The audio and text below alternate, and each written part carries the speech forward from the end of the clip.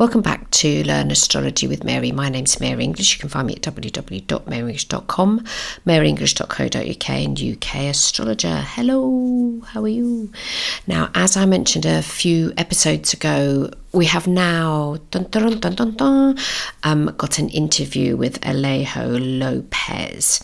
He's a fellow board member from the Astrological Association, which is how I know him, and he's kindly come onto the show to talk to us about the astrology that he practices. And I just want to add in that we are going to be doing some charts next week of volunteers, at least one volunteer who sent their chart in and has questions. So that's for next week. So here we go. Let's speak to Alejo. So this week we have a fabulous guest. We've got Alejo, and he's born in Argentina. He's the reason I know him is he's a fellow member of the Board of Trustees for the Astrological Association, and he moved to Europe when he was 23. He's got tons of qualifications. He's got a diploma from the Faculty of Astrological Studies, a bachelor's degree in performing arts, and he also did the MA in Cultural Astronomy and Astrology at the Sophia Centre in the University of Wales. But now he's studying, now what do you call it? You're studying Jungian psychology, I would say. Yeah. psychology, right? Okay, so we're talking to somebody that's very experienced and knowledgeable. I've got no qualifications. I just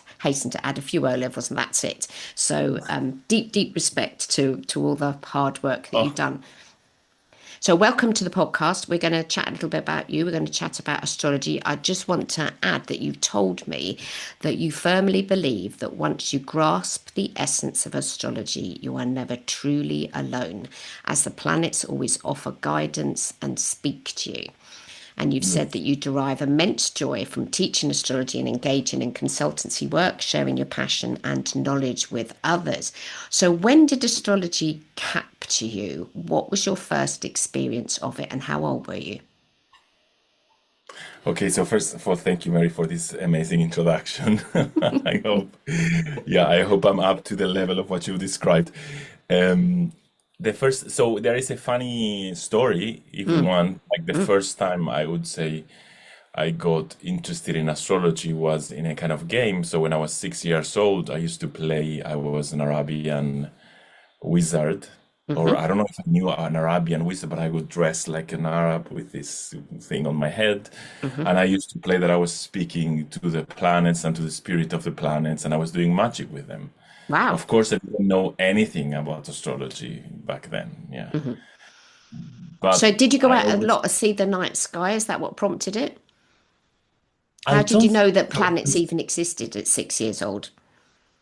No, I did know. I wanted to be an astronaut also. So I was Ah. very much into the sky. I was living in a city, so I don't think I saw the sky so much. Hmm. Yeah, and actually we moved after when I was living 6 years old. I was in an apartment that was kind of didn't have so much didn't have a have it had a very small balcony, so we didn't see the sky so much. In the next apartment, actually, I had a huge window, and I remember going to bed and looking at the sky from the window. Yes, Oh, bless. but, yeah, yeah. Because when you're little, the things that you learn are quite restricted by your parents and the school that you go to. I mean, that you've obviously got an inventive, imaginative side to you. Maybe that's the Aquarius ascendant. They're all weird and wonderful. Yeah, it's true. Yeah, yeah, because my parents were not so much into these things. I was considered a little bit. They thought I was always on my own world. They thought I was always a little bit strange. Yes. Yeah, but that's the key word for Aquarius anyway. And if you've got that as an ascendant, then you're going to be living that part of your chart, surely. I mean, you're not going to be normal with an Aquarius ascendant. You're going to be Definitely, I was not different. normal. So you were born in Argentina and then you moved to Europe when you were 23. Have you any idea what month it was or what part of the year it was when you moved to Europe at Yeah, 23? it was 11th of February. 11th February. of February. Okay. I Chiron was, remember I'm sure perfectly. it was Chiron was going over your ascendant. Oh, I Yeah. thought you know my chart better than I don't know. Did you Yeah, check? yeah, yeah. Yeah. Well, I actually I didn't know what month it was, so I just did the 1st of June because that's the middle of the year. So I just wanted to Ah, see what outer planets were transiting. But Chiron was transiting through the sign of Aquarius, and so was Neptune. ah, Yeah, so Neptune was retrograding in the sign of Aquarius. You've got Aquarius ascendant, but on that particular date, which I chose, which is the wrong one, Chiron was exactly conjunct. But yeah, Chiron would have been working there anyway. And Jupiter was opposition to your sun sign. I'm going to travel. yeah, yeah, yeah, Jupiter was in Scorpio going through, as I use equal house, so I apologise profusely, but you had Jupiter going through your 10th and near to your MC, I think. So yeah. transiting Jupiter was about 10 degrees, and then you've got MC in Scorpio, so not far off. What else was happening? Saturn was on your descendant. Not going to do too much of that. And what was it like then? I mean, 23 is ever so young. And I mean, I'm no good at geography, but I did look on the map to see how far away Argentina is from Europe. And it's a long distance. Did you do it all in one hop? And what made you even want to go to Europe? Talk me through it. I want to know. Okay, it's nice that you say this Chiron thing because I think one of the experiences of being Aquarius rising is the feeling of not, you feel like you are in the wrong place in the wrong time kind of all the time. Mm. I think maybe part of my struggle with my sun in Taurus, my moon in Cancer has to do with that, with the desire to be normal, actually, like you were saying before, but actually realizing that it's not happening. Mm. And I never felt very much at home in Argentina. Like I Right. have kind of the fourth, kind of Mm. close to the sun. I Mm. always felt like this was not my home. When I was, another game I used to play when I was a kid with a little, we had something called Playmobil. I don't know if you had Yeah, them. I've heard of Playmobil. Yeah. Yeah. So we used to play with this game with my sisters, and I was always playing a character of my character was living in Europe and was coming Wow. to Argentina to visit, and I was maybe 7, 8 years old, Hmm. So there was always in me this feeling like I don't belong here. I need to find my place of belonging. So I think it's quite interesting that you say, remember, and I have checked these things so many times and I forget that I've traveled to Spain when Chiron was so active on my ascendant because it also brings my experience of Chiron, right, which is in the fourth. Mm. So this idea of trying to find a place where I could feel like I belong, which never Mm. really happened in the end. But Hmm.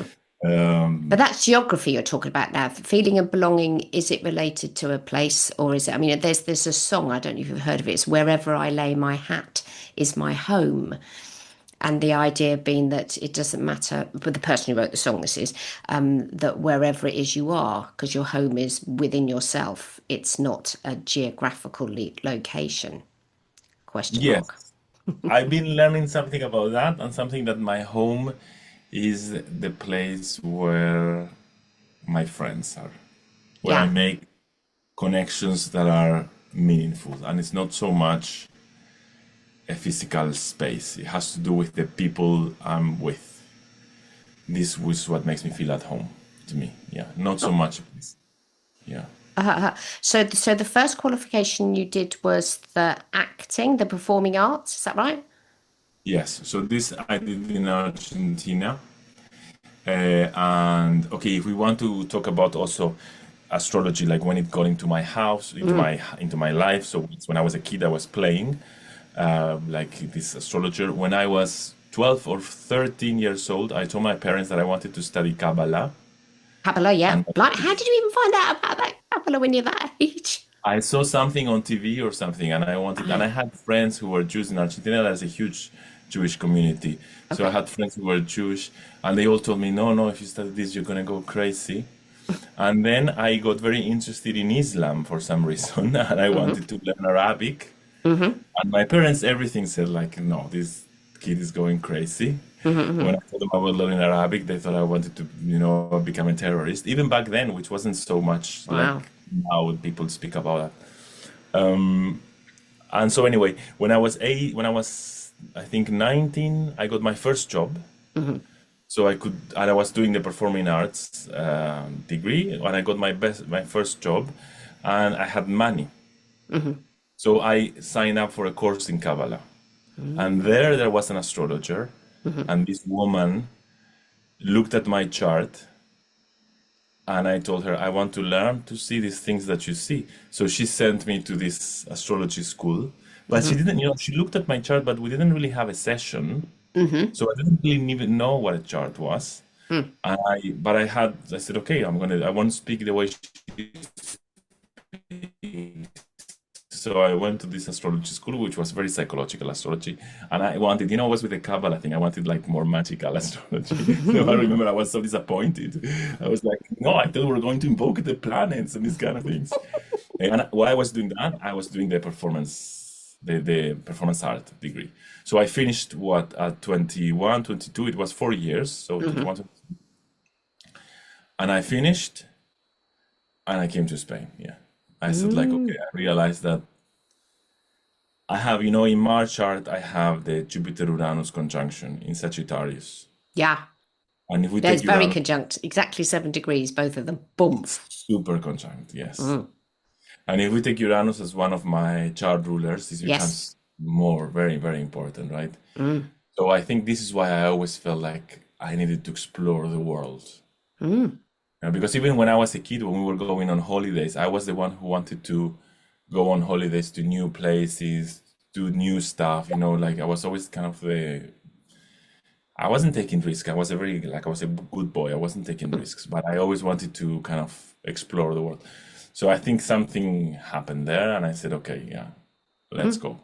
When I Mm. first moved to Spain, I didn't move to Spain. I said, okay, I'm going to go to Spain for a few months, and then I will see what happens. Yeah. So you're bilingual or trilingual? No, no, I don't know if I'm bilingual. I speak English and Spanish. Spanish is my natal tongue. I don't know if I'm Well, you bilingual. must be bilingual because your English is marvelous. Yeah, I'm not sure. Well, I mean, you've I've studied all the studying you've done, though. All the astrological studying you've done is in English? Question mark. totally, yes, Yeah. yes. So you're bilingual. Thank you. You speak your mother tongue and you speak another tongue. Two languages. Yeah, yeah. It's quite interesting because now I'm starting to get more sessions in Spanish, Hmm. and I find it sometimes hard to describe. Like I don't find the right words I want to use because I'm more used to thinking in English when I think astrologically. Yeah. Oh, wow, that must be confusing. Okay, and that's the thing though, when you live in another country for a length of time, you end up having to think in that language. I very briefly went to school in Switzerland and they speak Schweizerdeutsch, which isn't even German. It's similar but not the same because it's a different dialect. And I was only there for a short amount of time, but there was a phase where I sort of started to think certain things in that language so that I'd then be able to ask for whatever they were. Yeah. But yeah, complex. Okay, so you've got sun in the fourth, home, roots, family, all of that's important. And you've also got Mars there. You've got Mars 0 degrees Gemini, boom, ba dum bum, which is just about to, on the 8th of this month, going to get smashed into by Uranus. Are you looking forward to that? I don't know if I'm looking forward to that. I'm already experiencing that, I would say. I mean, after having Uranus going over my Taurus placements, Mm. which was not as traumatic as I was expecting. I remember when I saw that Uranus was coming on my sun, I was thinking so much like, what's going to happen this year? What's going to change? Like something, unexpected, something that I cannot see. So I was trying to think about what it was, and my astrologer friends were like, "Stop trying to guess what it's gonna be Mm. because it's Uranus. You can never know what it's gonna be." So I was thinking, okay, something about home, something about rooting. The Sun rules my seventh house, so I thought maybe something about relationships. And it wasn't traumatic as I expected. Actually, it was quite liberating. Yes. Mm.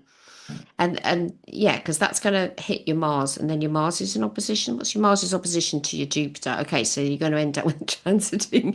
Natally, you've got Uranus, Jupiter conjunction, and then Uranus is going to be in opposition, conjunct to your Mars, but in opposition to that. So, okay, so there's probably going to be a bit, but you do travel a lot anyway.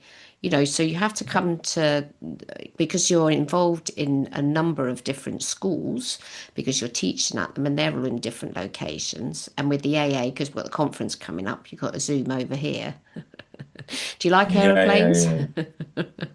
I love airplanes. I was a flight attendant for 12 years. Really? Wow. Yes, Okay. So you can fly. Oh, that's the Sagittarius planets then, isn't it? 'Cause that I governs guess. them. Okay, And fine. also, Saturn, so if you use equal houses, Saturn is in my ninth house, Yeah. right? Hmm. So people say, Saturn in the ninth, you're not going to travel a lot, travel is going to be restricted. And I'm like, I was a flight attendant. I Yeah. was living on a plane, basically. Mm. Uh, I don't know. I so did interpreters. You wouldn't travel or anything. You'd take I travel seriously. always use, yeah, Oops. Sorry, I we think it's just important to remember, yeah, what Saturn is, that it's not,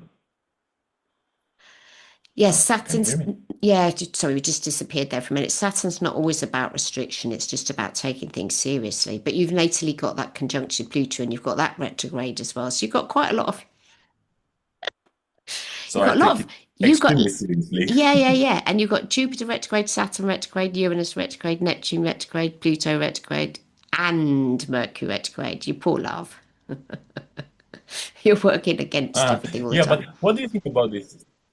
Like, usually for me, when I look at the natal chart, I pay more attention only if Mercury, Venus, and Mars are retrograde. If the others are retrograde, I don't emphasize it so much. How do you see it? That you're not going to be the same as your peer group. Your peer group is your Mm. outer planets, and there's going to be a difference to that, or wanting to do things not against them, but in a different way to them. Yeah, And for it sure. depends how far it's retrograded back into whatever in the numbers and stuff. But I mean, I've natally got Mercury retrograde. I flipping know what that's like. But then I'm the only person that's fine during a Mercury retrograde anyway, because I was born Yeah. during one, so it doesn't bother me. And interestingly, my supervisor is also a Taurus like yourself, and she also has Mercury retrograde. So they get the two of us together, and we were saying things like, "Oh, do you remember that one? Then their name began with a P," and she go, "Oh yeah, I think his name's la la la la," because we could never sort of remember stuff. But yeah, she's a Taurus as well with Mercury retrograde. But it's repetition. The way to learn when you've got Mercury retrograde is to repeat things. Might not be able to do it just the once. And anyway, if you're doing acting ever, to learn lines, you can't just read them and then perform them. I don't know about you, but you'd have to repeat them quite a few things for them to go into your Yes. consciousness. Yeah. Uh-huh. Yes. Yes. So talk to me about the brightness that astrology has brought for you. So what difference has it made now that you've understood it? I mean, you're so busy teaching and doing lots of stuff, but tell me what astrology's brought for you. So how's that made a difference for you? Okay, so it's been a journey, right? So I Mm. can speak of what I'm feeling now, and right now I'm having a kind of spiritual, very spiritual journey into astrology. Hmm. I think I started maybe more with a kind of a spiritual approach with this idea I wanted to make it more like magical and these kind of things.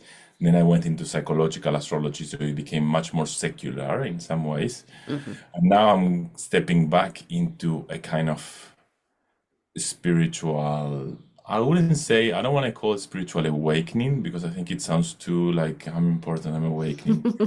But yeah, I'm having a lot of spiritual questions, perhaps, or insights, Mm. and astrology is helping me a lot navigate this. To me, spirituality is about what I'm discovering more and more, in my opinion, is that spirituality is about um, being accepting that there are forces that are above us, and all we can do is kind of, I don't know if worship them, honor them, but kind of spirituality, is about um, accepting our humane measure in the world. So there's something about submission, if you want, which is a word that it's very kind of controversial for us in the West, that we value freedom so much. Hmm. But I think spirituality is really about that, admitting that we are here and we are not owners of this place, of this experience, right?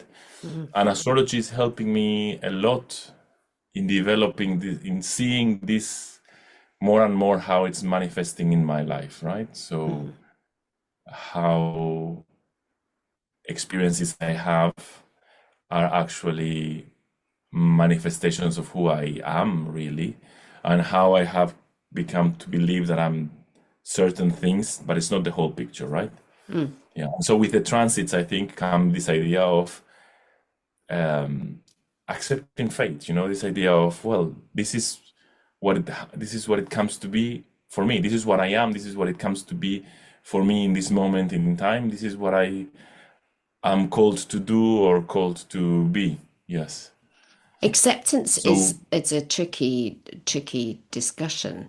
Acceptance is the only way forward to accept where we are. I mean, you can read, I don't know if you have, but Eckhart Tolle, it's the being in the now thing, which everybody can sort of like, oh, well, that's not so important, but that's all we have is where we are now, the space and the yes, place, etc.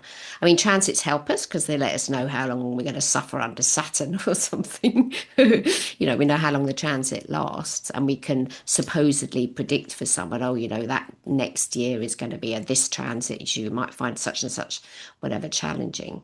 But I hear what you're saying, that astrology is allowing you an acceptance that things. Are you saying that everything is divinely determined? I Then we don't know have the if, question about free will. Does free will exist? yes, I'm not sure if everything Mm. is divinely determined, because everything, like, I have this paradox. So I would say yes, everything is divinely determined, and at the same time I would say no, because there is something that we do with this determination. So it sounds contradictory, but I don't know. I think this is the spiritual awakening I'm having. I'm trying to embrace both contradictory ideas, because definitely I think there's something I do with these transits. There are choices I make. Mhm. But at the same time, I wonder how free I am to make these choices, and yeah. And so my idea is that the divine, let's say, and we're going to very mystical Go, go, go. conversation. Love I it. hope Yeah, it's yeah. okay. Yeah, yeah, yeah. Like the divine wants to recognize itself. What is it? The other day, a friend told me this phrase: "I am an unknown treasure, and I want to be found." Wow. It's from Islam. My friend is a Sufi. Is a Mm. Sufi, and we're having this conversation, and he told me this: "I am an unknown treasure, and I want to be found." And Mm. this is what I think astrology is help us seeing. Like there is this other us, there's this other me that is wanting to be recognized. And I think the transits, what are doing, are helping us to recognize this other me, because we think we are something that we are not, right? Mm, mm, mm. But the first step is to accept that actually I'm here to service this other me that is wanting to be recognized. Yeah. I love that. So yeah, A little treasure and wanting to be found. Sweet. It's the discovery of, because that's the thing I found a lot when I teach astrology, is when the clients get their head, what clients, students, beg your pardon, get their head around what it's all about, because it's very complex to start with, all these symbols and signs and all the rest of it. And then when they start to realize, oh, that's why this happened, or that is why I like this, or this is why I am the way I am. I am married to a Taurus. I know perfectly well that if I didn't feed him lunch, he'd be a jolly upset bunny. But he feeds himself, so I don't have to feed him literally. But you got to sort of recognise what is important to each sign of the zodiac, taking into account the other stuff as well. But I think it's the spiritual question is something that there isn't an answer. It's like that. mm, It's not the destination; it is the journey. yeah, I wrote a book about Neptune and enlightenment and all of that, and it was just about what was happening for me whilst Neptune was transiting through the sign of Pisces. But I was trying to answer that question: what is enlightenment? Is it a big, or is it a boom moment? What is, and then if you are enlightened, does that make you any better than anybody else? No, it flipping well doesn't. But the questioning and the path that you're on, I think, is when one is on that path isn't the destination. It's not you're going to get there and wake up one day and, oh, I've got it all solved.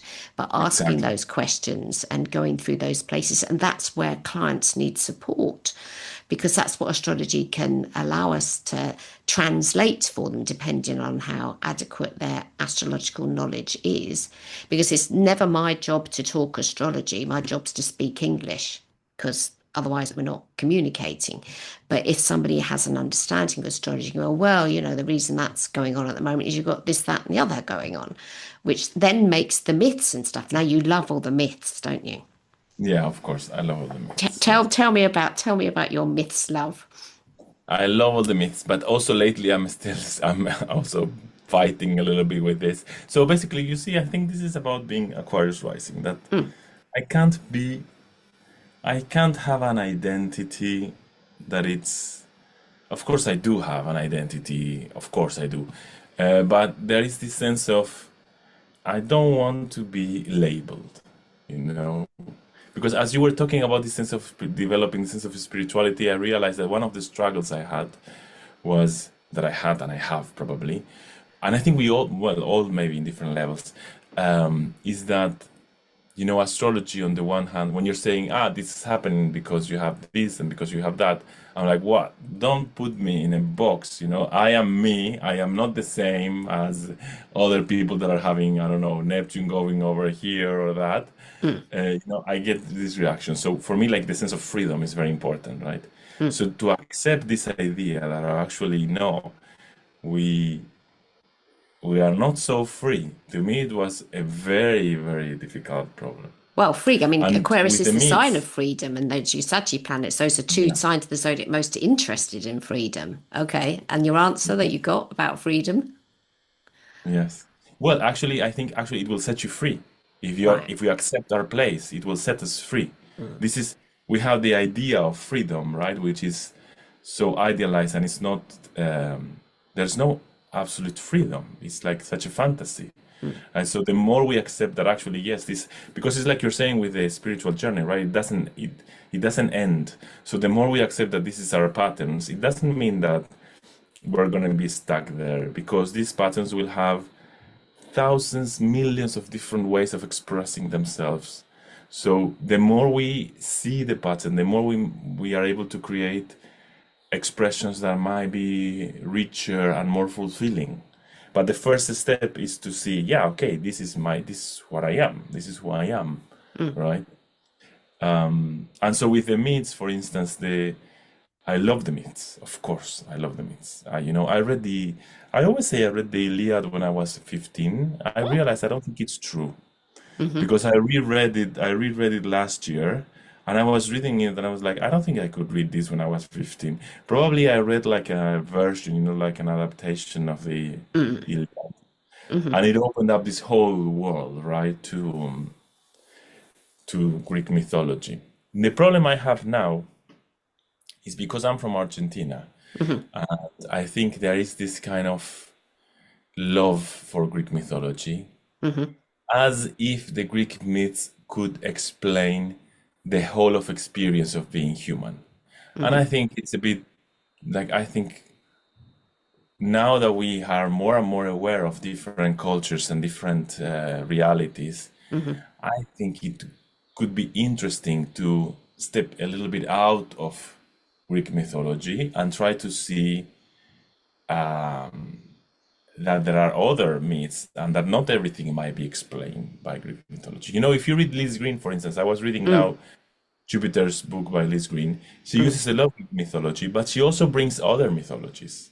She's not stuck only with Greek mythology. And I think this should be the approach. Okay, Greek mythology can give us some ideas to think about this. But this is my question. What comes first? The astrological meaning Mm-hmm. or the myth that is associated with the meaning? It's like, do we have the myth of Hermes and then we associate it with Mercury, with the planet Mercury, I mean, what the planet Mercury means, and then myths are developed from that. I think my internet connection is still Yeah, it Am I went a right? little bit wobbly. So have we got Hermes and Mercury? What do we have first? Yes. Yeah. Do we have Hmm. first the astrological Mercury Hmm. and then the myths around Hermes? Hmm. Or do we have first the myths about Hermes and we put them on Well, yeah, but astrological? there's a lot of projection goes on in astrology, and then what I find amazing though is over the years, it sort of changes to suit the people that are practicing it. It isn't like the Bible, which even then we can make an argument about that as well, that this is what the Lord said and that is how it's supposed to be, because there's all different religions that will follow the Bible and whatever description.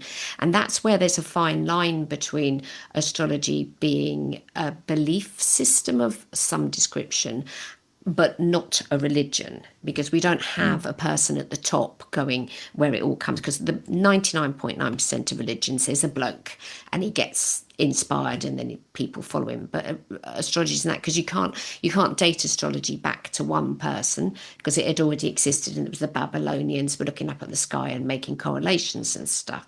But I think, and then especially since the outer planets were discovered, that trashed astrology for quite a while.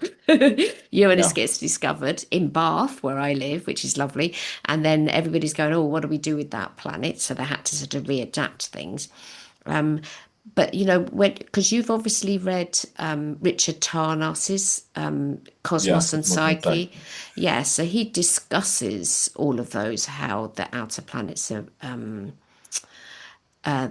planets represent collective experiences in art and music and war and politics, etc., that we don't have a control over. There's no control that can Yeah. happen in that. And astrology is also just like your journey that you're going to have your spiritual. Astrology is never ending as well. You can every week you can learn something new. Totally. Yeah. Yeah. Yeah. Totally. Because these are symbols, right? Every time you Yes. engage with them. And that's why I think sometimes it's tricky, this passion, this love for Greek mythology. Mm. Because then we look at Jupiter, and the only thing we think about is the Greek myths of Zeus and how he was behaving, right? And I'm thinking maybe there are more possible experiences of Jupiter. Maybe there are other variants, other versions that the Greeks did not think about. And I can understand, of course, that the astrology we practice was born in a Hellenistic environment. So the link with Greek mythology is solid and strong. Of course, I can understand this. Mm. But nowadays, this kind of astrology is being practiced by people like me from Argentina, people from China. I have a lot of students that are from China, people from Mexico. And, for instance, Mexico, they have a very rich mythology, a very rich. So and if this truly, if the planets are really archetypes, it means that this planetary archetype should be present in every culture around the world. So, but maybe they may manifest in different ways, right? So the Jupiter principle, which is about, I don't know, moral or beliefs or a kind of guiding principle, Hmm. maybe in other cultures it was expressed in a different way. Yeah. And because we're in love with the Greek mythology, we miss this possibility of exploring that. I think Yeah. there are very few astrologers who, Liz Green is one of the exceptions, I think, which is amazing, of course. Yeah. Mhm. I didn't myself go through the Greek god thing. That wasn't my experience of astrology. Ah, Yeah, I was taught by a computer program. wow, wow. I bought a £10 CD so I was running on Windows 90, and it had an explanation.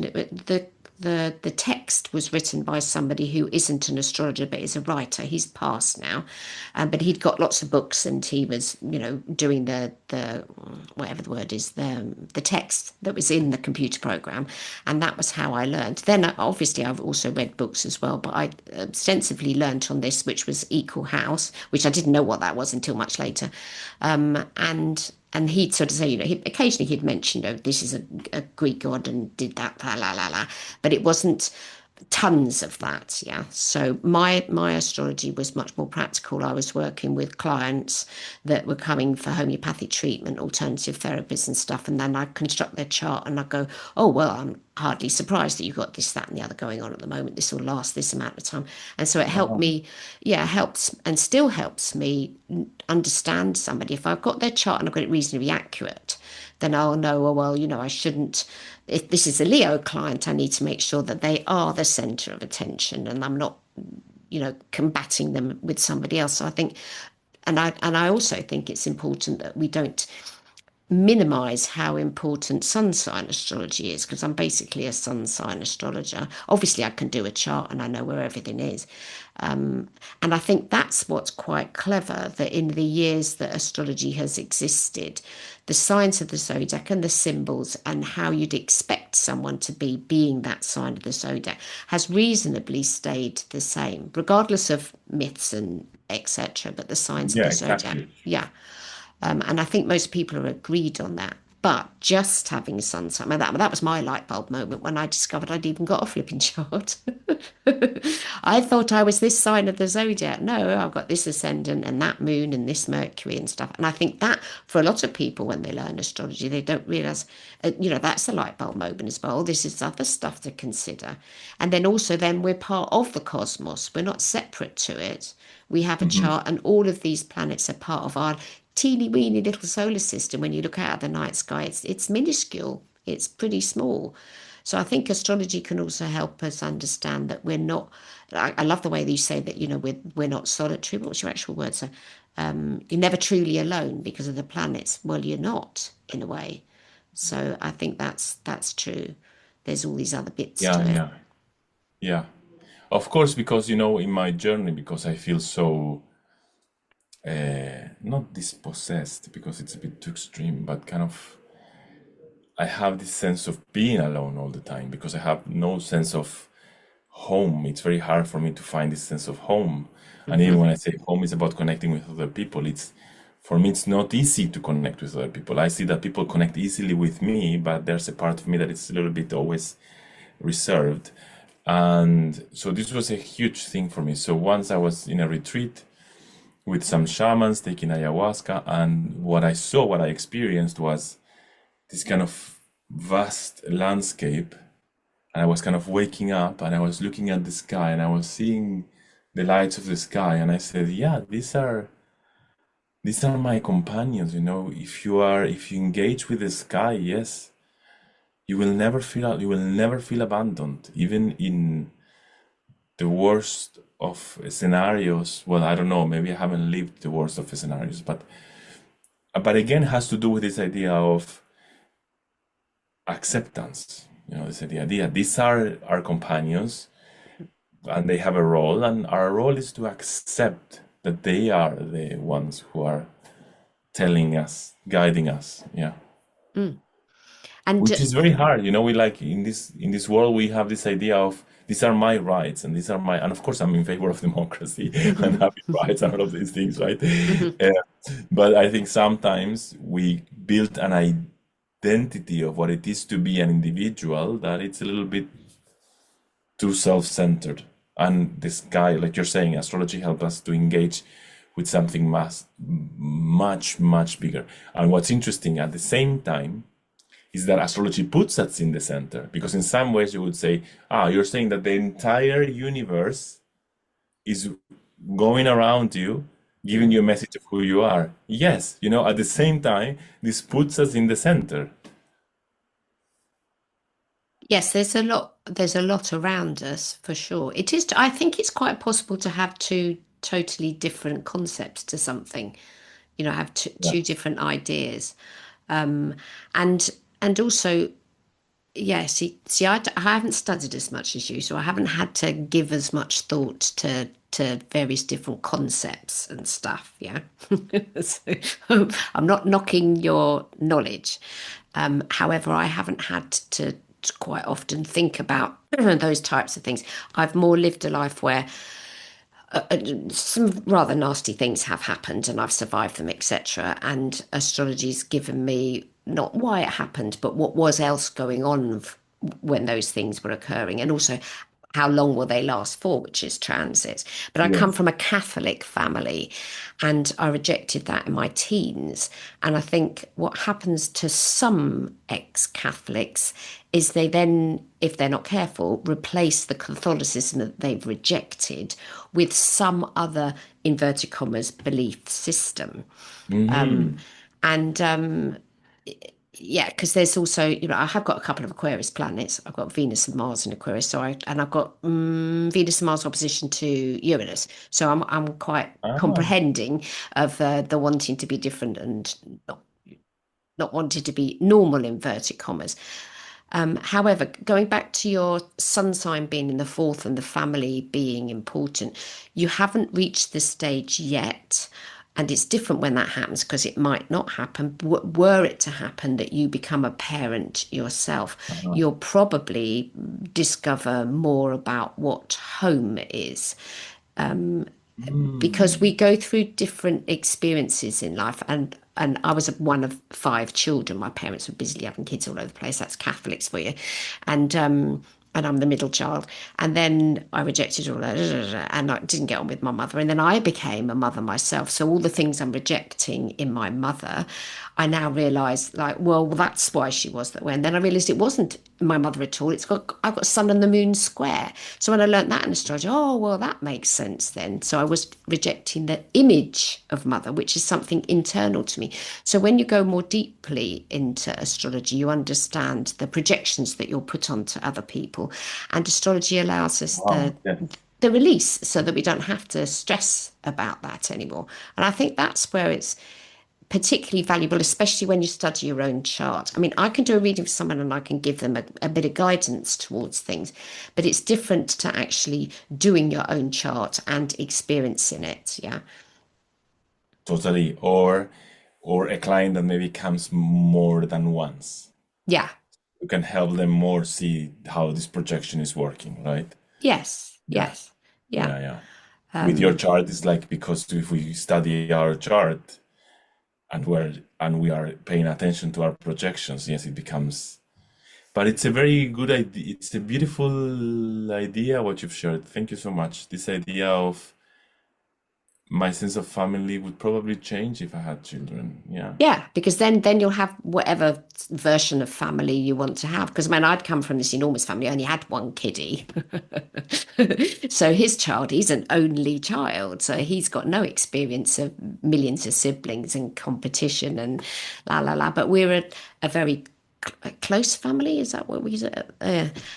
My sister's I'll just tell you quickly. My sister's a poet, and she wrote a poem about the fact that we had family prayers. So every night, God bless Mama, God bless Dada, God bless, and it goes on and on. And anyway, she does a poem about it, and she's adapted it and made it not true because it's a poem and sort of like, Mary's really naughty and I'm really good, which never happened in real life. But anyway, um, there was this thing preached to us from a very early age that the family that prays together stays together. And there were a lot of upsetments within the family, people having kids out of wedlock and marrying people that weren't Catholic and la la la la la. And so I also think that helping a client explore, what they have in their chart and how they relate to, because it's the personal world that's important. If we've had a difficult relationship with our parents, that sets us up to not have an easy life. So, if you were a client, I'd probably be desperate to see your parents' charts and see where the connections were or weren't. But if I think that when you explore your own chart and also the other people that were close to you when you're growing up, why am I so different to a sibling? Why don't I get along with my parents? And then when I did my mother's chart, because it took us ages to find out her time of birth, I found out she got exactly the same moon sign to me, moon in Gemini, but hers is in the 12th and mine is in the 10th. So those are two different locations. So then her life for me made much more sense for me. And then I knew how to then relate to her much better. So I think sometimes that if we go more deeply into our charts, we can understand us and others, which I think is important, understanding people. Totally. Yeah. Because I think sometimes it happens when clients want me to do a synastry chart And I tell them, okay, you both have to come to the session. So different Yeah. astrologers approach this differently, right? Mm-hmm. And for me, it's important for them both to come. And they're like, no, but he or she doesn't believe in this. It's just, but we can have a look. And I'm like, look, if this other partner is not going to be here, we can just work with your chart, because whatever experience you're having with this partner is in your chart. All we have to do is be able to go deep. No, I don't know what to say deep, because it sounds like otherwise you're not being deep, but to be able to kind of put the lens that we're to look for this answer that we're asking into your chart, into your transits, and it should be there. If astrology works, it should be there. Yeah. Yeah, unless you're born in the UK, nobody knows what time of day they're born. So annoying. And you've even got a Exactly. discrepancy because you thought that you were born at a certain time, and then so how did you discover the difference? How did that come about? So first of all, you thought you were a particular time, and then the other time became Yes. evident. When So did you I discover always the other had time? the experience that some transits I was feeling like they had already happened. Right. I always had this experience like, yeah, but this is what happened 2 years ago, not what's happening now. Not Mm-hmm. like too far ago, maybe 1 year or 2 years ago. Mm-hmm. And I spoke about this with many astrologers, and they were all telling me, because you're so mature, you have Saturn exalted, so you kind of, instead of running away from experiences, you go to embrace experience. And I was like, no, this doesn't make sense. Come on, because even when you are mature, which I'm not sure if I am, but even if you are self-aware, when you have a difficult transit, it's difficult. Even if you know what it means, it's when you have a difficult transit, it's difficult. So come on, this didn't make sense. And I wanted to have a session with an astrologer from Argentina, Alejandra Eusebi, Mm-hmm. who I admire so much. And I wanted to have a session with her because every once in a while I want to see what other astrologers see in my chart. It helps me to open up the way I see it. And the first thing she asked me was like, "Are you sure you have the right time?" Because she knows me, right? Yeah. So she was like, "Are you sure you have the right time?" And I was like, "Yes, I'm quite sure. I've been an astrologer for a while. I'm quite sure. I've checked." So she says, "Ask your mother. How does she know?" So I have it in the date in the birth certificate. So I Mm-hmm. asked my mom, and she's like, "No, I think it's the wrong time." I'm like, Mom, I've been doing astrology for 20 years. I mean, not doing, but I studying at least Mm-hmm. astrology for 20 years. Now you tell me. It's like, now you tell me this. So she started going over all of the papers, and she found a little card from the hospital Mm-hmm.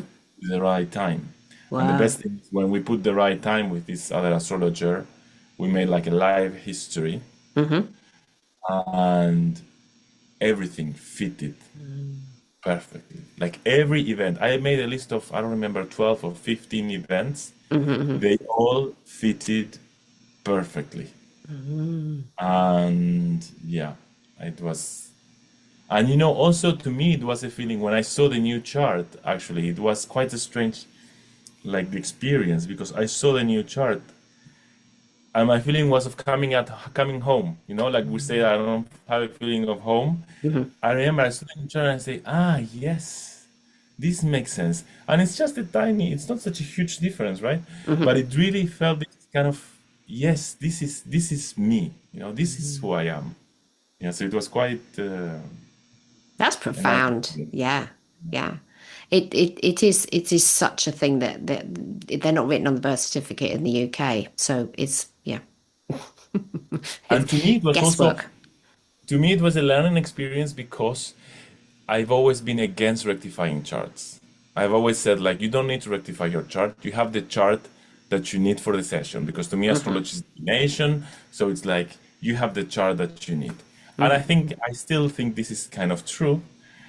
But then I also now realize how different experience it is when you have the rectified chart. So I'm like, well, I think it's interesting the moment.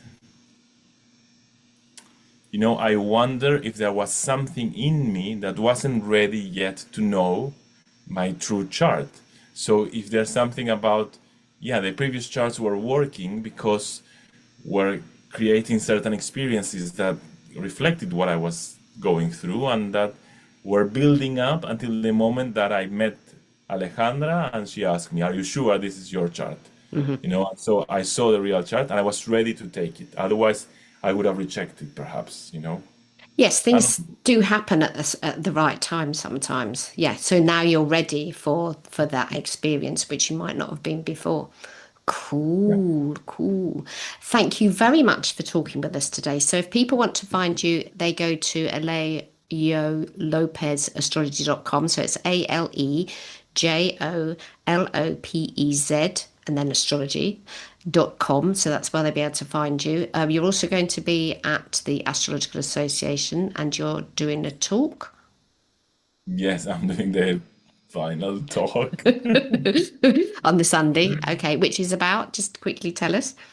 It's about artificial intelligence and love and how astrology may help us to make meaning of this moment because I think artificial intelligence will change the way we love, actually. Yeah.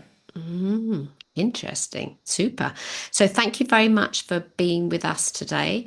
I will put on the show notes how to contact you and where your details are. And it's been lovely talking with you today, Alejo. Thank you very much for coming on the podcast. Thank you so much. Such a pleasure. Thank you.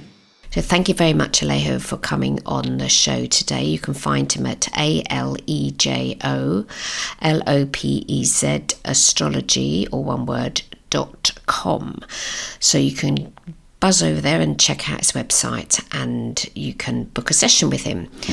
Now, next week, as I mentioned at the beginning, we are going to be doing listener charts. And so I hope you have a fab week and I'll be back next week. Bye-bye now.